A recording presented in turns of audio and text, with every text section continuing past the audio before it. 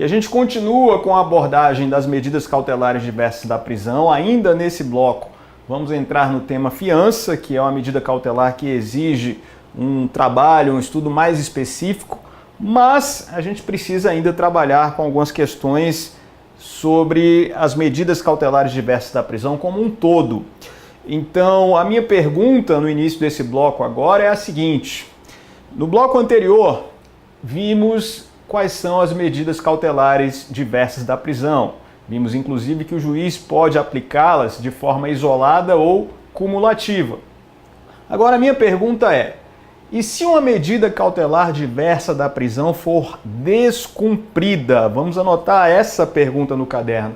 E se uma medida cautelar diversa da prisão for descumprida, o que deve fazer o juiz?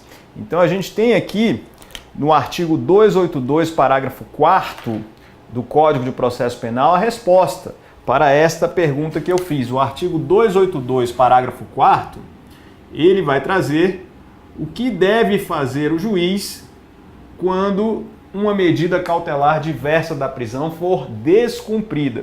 E a gente tem o seguinte aqui: no caso de descumprimento de qualquer das obrigações impostas, o juiz, de ofício ou mediante requerimento do Ministério Público, de seu assistente ou do querelante, poderá substituir a medida, impor outra em cumulação ou, em último caso, decretar a prisão preventiva.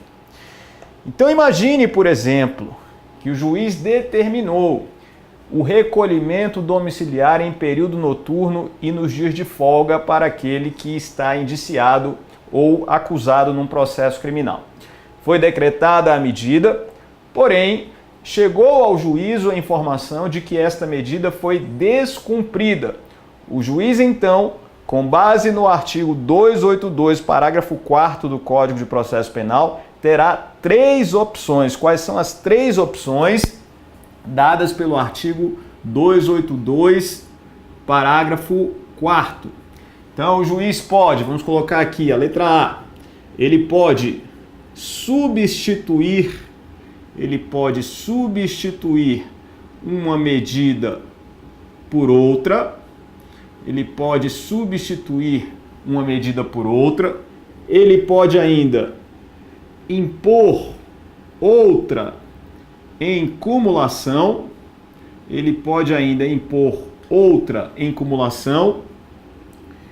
e a letra C, em último caso, decretar a prisão preventiva. Em último caso, decretar a prisão preventiva. Três, portanto, são as opções que tem o juiz quando há o descumprimento de medida cautelar diversa da prisão. O legislador optou por deixar a prisão preventiva como última ratio. Eu lembro a você que o objetivo da Lei 12.403 de 2011 foi exatamente tornar a prisão a última ratio. E em vez de o indivíduo ficar preso preventivamente, ele cumprir uma medida cautelar diversa da prisão. Logo, no caso de descumprimento da medida, o juiz deve verificar primordialmente se outras soluções podem ser aplicadas de forma satisfatória. Então, o juiz pode, por exemplo, diante do descumprimento do recolhimento domiciliar, determinar que essa medida seja trocada. Então, por exemplo, o juiz pode determinar que o sujeito, em vez de ficar recolhido em seu domicílio, que agora ele seja monitorado eletronicamente, ou seja, agora em todo lugar que ele estiver, o Estado irá controlá-lo. Tudo bem que ele não precisa mais ficar recolhido no seu domicílio, mas o juiz fez a troca, achou que seria mais adequada a monitoração eletrônica para inibir o comportamento do sujeito. O juiz pode ainda, se ele preferir, tendo o sujeito descumprido esse recolhimento domiciliar, ele pode cumular com a monitoração eletrônica. Ele pode manter o indivíduo recolhido em seu domicílio nos dias de folga e também no período noturno e acrescentar a monitoração eletrônica em cumulação. Então veja que as medidas cautelares podem ser aplicadas de forma cumulativa. 2 ou mais, se for a opção do juiz. Agora, se o juiz entender que aquele descumprimento revela uma extrema desobediência e, analisando as circunstâncias do caso concreto, o juiz entender que somente a prisão preventiva é capaz de fazer com que o indivíduo não desobedeça ao juízo, ele então, em último caso, como última solução, decretará a prisão preventiva, sendo a preventiva, portanto, a última ratio. É o que temos em relação ao dispositivo artigo 282, parágrafo 4º do CPP. E é interessante que o parágrafo 4º está deixando claro o seguinte: essas alternativas que o juiz tem diante do descumprimento, o juiz pode tomar a decisão de ofício, o parágrafo 4º diz aqui, o juiz de ofício pode fazê-lo, ou ainda, mediante requerimento do Ministério Público, do assistente de acusação ou do querelante. Então, quanto a essas medidas que estão aqui, o juiz tem a possibilidade de fazer de ofício, então o juiz pode tomar a medida de ofício, ou ainda a requerimento do MP, do assistente de acusação, ou do querelante na ação penal privada, ou ainda na ação penal privada subsidiária da pública. É o que está na redação do artigo 282, parágrafo 4º do Código de Processo Penal. A gente agora vai para uma questão importante, que vai diferenciar as medidas cautelares diversas da prisão, da própria prisão preventiva, em relação às infrações que admitem medidas cautelares diversas da prisão. A regra para as infrações que admitem prisão preventiva não é a mesma regra em relação às infrações que admitem medidas cautelares diversas da prisão. Quando estudamos a prisão preventiva, vimos que lá no artigo 313 do Código de Processo Penal existe um rol de crimes que admitem prisão preventiva. A gente lembra até daquele inciso 1 que diz que deve ser um crime doloso com pena privativa de liberdade máxima superior a 4 anos. E aí vem os demais incisos, o inciso 2 que trata da questão do reincidente, enfim. Já sabemos, com a análise do 313 do CPP, quais são os crimes que admitem prisão preventiva. Só que agora a pergunta que nós colocamos no caderno é a seguinte: quais são os crimes que admitem medidas cautelares diversas da prisão? Essa é a pergunta com a qual a gente se depara agora. Quais são os crimes que admitem medida cautelar diversa da prisão? E aí a gente vai ter a resposta no artigo 283, parágrafo 1º do Código de Processo Penal. Então vamos colocar aí no caderno, a resposta está no artigo 283, parágrafo 1º do Código de Processo Penal. Então, esse 283, parágrafo 1º, ele vai trazer os crimes que admitem medidas cautelares diversas da prisão. Crimes que admitem medidas cautelares diversas da prisão. Então, olha a redação do 283, parágrafo 1º.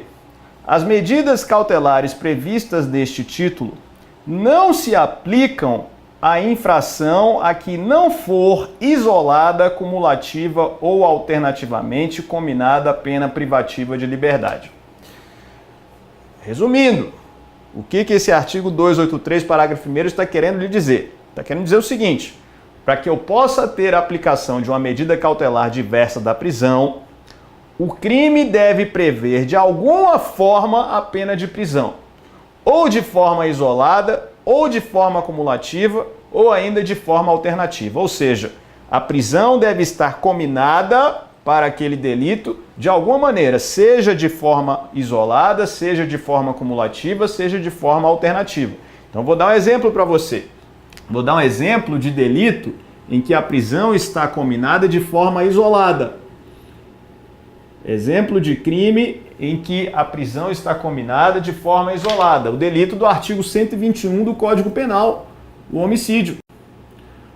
O 121 do Código Penal, ele prevê uma pena de 6 a 20 anos de reclusão. Veja que aqui a pena de prisão está prevista de forma isolada. Eu não tenho uma pena acumulativa ou alternativa à pena de prisão. Eu tenho só a pena de prisão prevista. Agora, eu tenho ainda infrações que admitem a pena de prisão de forma cumulativa com outra, como o crime, por exemplo, do artigo 155 do Código Penal. O delito de furto prevê uma pena de 1 a 4 anos de reclusão e multa. 1 a 4 anos de reclusão e multa. Você percebe que aqui a pena de prisão está prevista de forma cumulativa. Eu tenho ainda infrações em que a pena de prisão está prevista de forma alternativa. Um exemplo é o artigo 317, parágrafo 2º do Código Penal, o delito de corrupção passiva privilegiada. Na corrupção passiva privilegiada, eu tenho uma pena que varia de 3 meses a 1 ano de detenção ou multa.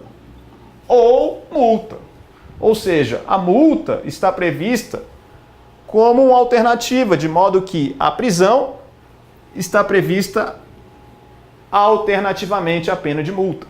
Eu tenho prisão ou multa. Então, para a infração admitir uma medida cautelar diversa da prisão, eu preciso do quê? Eu preciso que, de alguma maneira, esta infração tenha a pena combinada de forma isolada, de forma cumulativa ou ainda de forma alternativa. Em qualquer dessas situações, a infração admite medida cautelar diversa da prisão. E quando é, então, que a infração não vai admitir uma medida cautelar diversa da prisão? Quando é que isso vai ocorrer?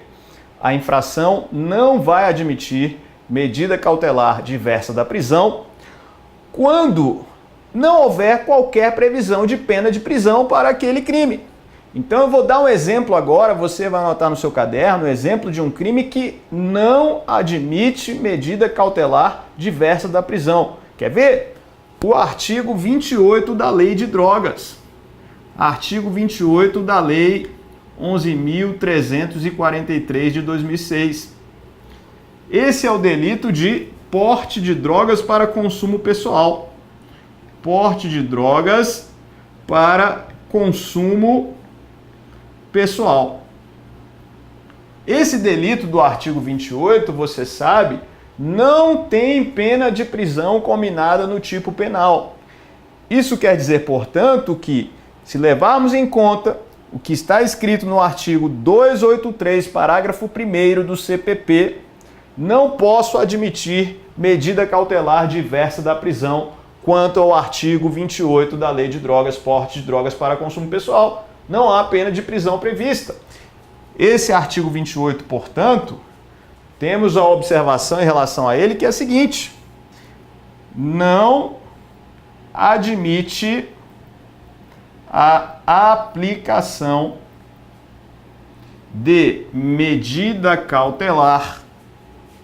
Não admite a aplicação de medida cautelar diversa da prisão. Não admite a aplicação de medida cautelar diversa da prisão. Compreendeu isso aí?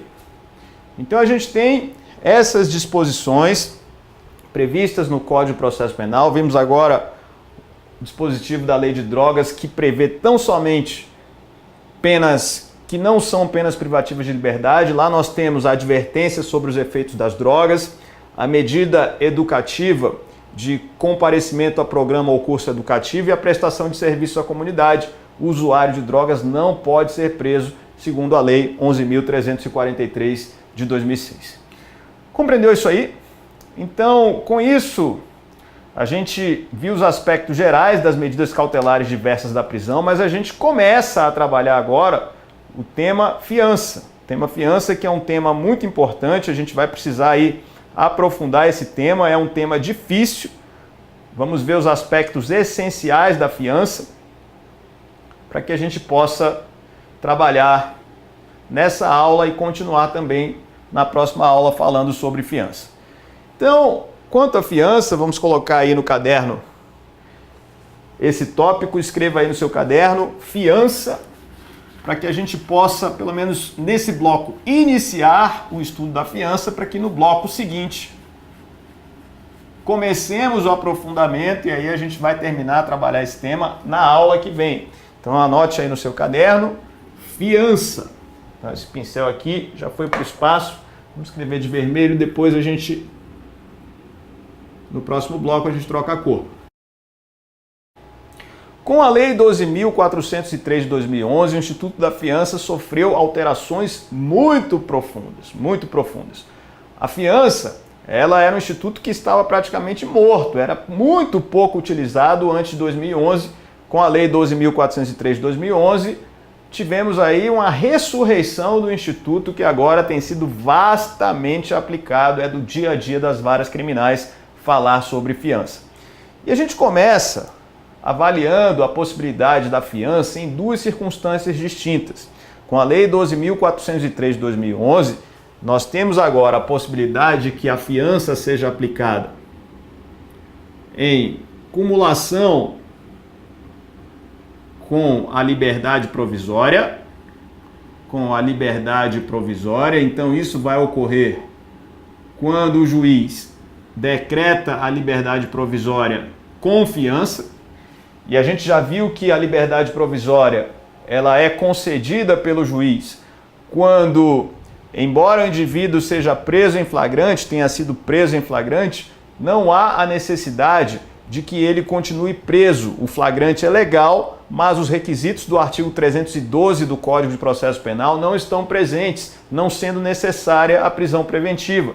O juiz, então, concede a liberdade provisória. De modo que a liberdade provisória, ela pode ser concedida pelo juiz com fiança ou sem fiança.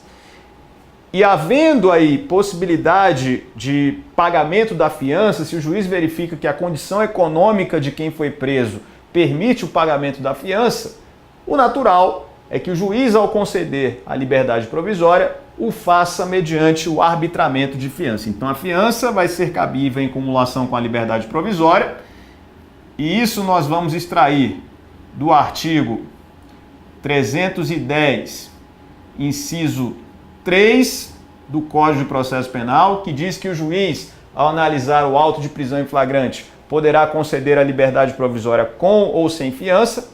Nas comarcas onde a audiência de custódia já está sendo realizada, o juiz, então, na própria audiência de custódia, avalia a concessão da liberdade provisória com ou sem fiança.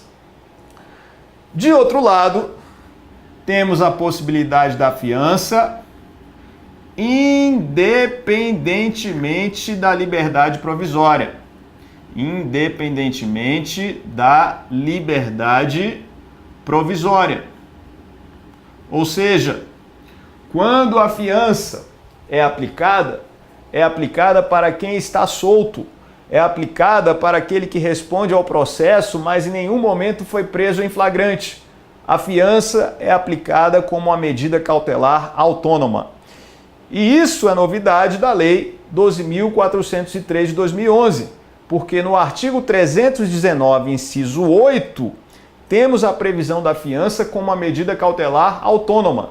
É possível que alguém tenha que depositar fiança, mesmo sem ter sido preso. Desde 2011 isso é possível. Logo, a fiança também pode ser aplicada independentemente da liberdade provisória, em decorrência da regra que está no artigo 319, inciso 8 do Código de Processo Penal. Artigo 319, inciso 8 do CPP, indica a ideia de fiança como uma medida cautelar autônoma independentemente da liberdade provisória. Então a gente tem aí os aspectos iniciais da fiança para a gente começar a trabalhar.